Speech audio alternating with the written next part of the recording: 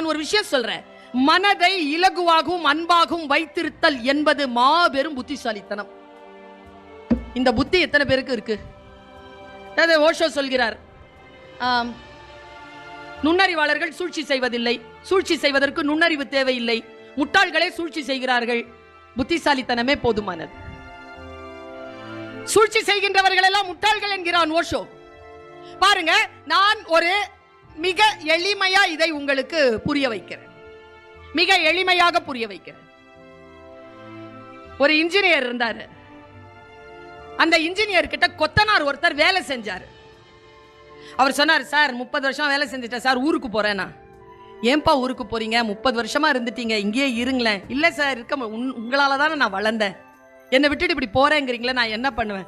இல்ல சார், பொண்டாட்டி பிள்ளைங்கெல்லாம், பொண்டாட்டிக்கும் வயசாயிடுச்சு, எனக்கும் வயசாயிடுச்சு, குழந்தைங்க வளர்ந்துட்டாங்க, ஊர்ல போய் ஒரு வீடு கட்டிட்டு இருந்துடலான்னு பாக்குறேன்